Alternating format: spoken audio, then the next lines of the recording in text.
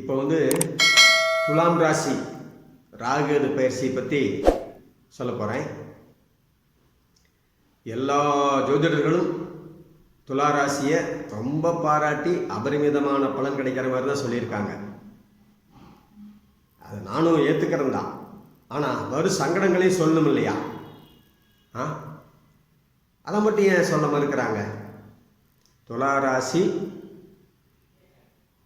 தன்னுடைய ராகு பயிற்சியால், அதாவது துலா ராசிக்கு 5க்கு ராகு, 11 கேது. இப்போ 11 கேது போனோடனே சரி, உங்களுக்கு நல்ல மாற்றம், லாபத்தை கொடுப்பாரு. ஆன்மீக வழியில் நல்ல லாபம். அதே மாதிரி குரு பார்வை இருக்கு, அது கிடைக்கும். ஆனால் ராகு 5ல் இருந்து என்ன நடக்கும்? பூர்வ புண்ணியத்தில் சங்கடம் வராதா?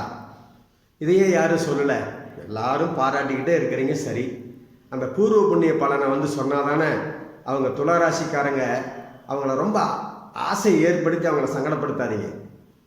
துளாராசிக்காரங்க ரொம்ப ஜொலிக்க போகிறாங்க, அருமையான புதிய யோகம் வரப்போகுது, என்னென்னமோ நடக்க போகுதுங்கிற மாதிரி ஒரு எதிர்பார்ப்பை ஏற்படுத்தி அந்த துளாராசிக்காரங்க அத்தனை பேர்த்துக்கும் சங்கடத்தை கொடுக்குறீங்க.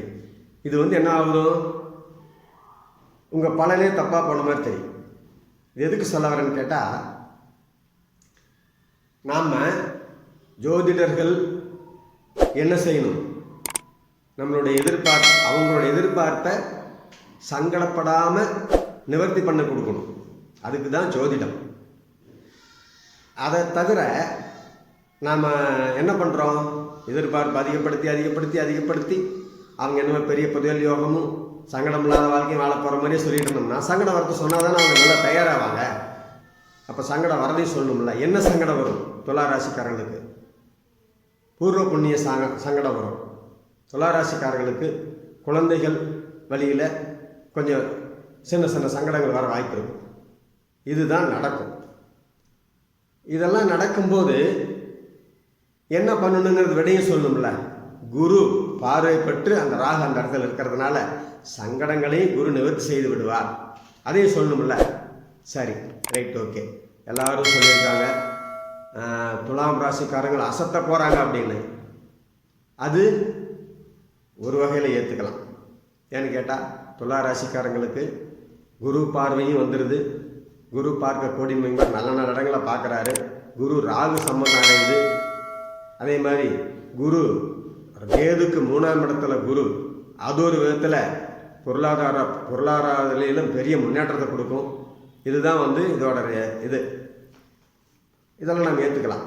அதனால் துளாராசிக்காரங்க இந்த ராகு பயிற்சியில் 80% பலன் அடையலாம். 20% சங்கடங்களையும் அனுபவிக்க வேண்டும். அதையும் நீங்கள் புரிஞ்சு நீங்கள் என்ன முடிவு பண்ணி உங்களுடைய செயல்பாடை செய்கிறீங்களோ அதை செய்யுங்க. இதுதான் துளாராசிக்காரங்களுக்கு நான் சொல்கிற ஒரு அறிவுரை. சரியா? எதுவாக இருந்தாலும் நீங்கள் என்னுடைய நம்பருக்கு தொடர்பு கொள்ளலாம்.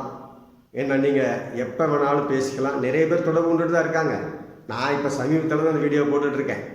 ஆனால் என்னோடய நம்பரை பார்த்துக்கிட்டு நான் சொல்கிற கருத்துக்களை அவங்க ஆச்சரியமாக கேட்டுக்கிட்டு எங்கிட்ட தொடர்பு கொண்டுட்டு தான் இருக்காங்க. எல்லோரும் கமெண்ட் பண்ணுங்கள். நம்மளை இந்த வீடியோவில் லைக் பண்ணி கமெண்ட் பண்ணி உங்களுடைய கேள்விகளை கமெண்ட்டாக பண்ணுங்கள். அதுக்குண்டான பதிலை சொல்கிறேன். நேரடியாக தொடர்பு கொண்டாலும் சரி, நான் உங்களுக்கு உங்களுடைய கேள்விகளுக்கும் மனசங்கடங்களுக்கும் தீர்வு தரேன். அதனால் நீங்கள் எந்த கவலையும் பட வேண்டாம். துலா ராசிக்காரர்களுக்கு குருவும் சாதகமாக இருக்கிறாரு, ராகு சாதகமாக இருக்கிறாரு. அதே போல் சனியும் கொஞ்சம் சாதகமாக தான் இருக்கார். அந்த வகையில் உங்களுக்கு நல்ல நிலை. எல்லோரும் சங்கடங்களை சொல்லாமல் நல்லவங்களை மட்டும் சொல்லும்போது உங்களுடைய எதிர்பார்ப்பு கூடுங்கிறதுனால எல்லாம் சொல்லி இதை முடிக்கிறேன். துளாராசிக்காரர்களுக்கு 80% நல்ல பலன்கள் கண்டிப்பாக உண்டு. இதை கண்டிப்பாக நீங்கள் அடையலாம். நன்றி, வணக்கம்.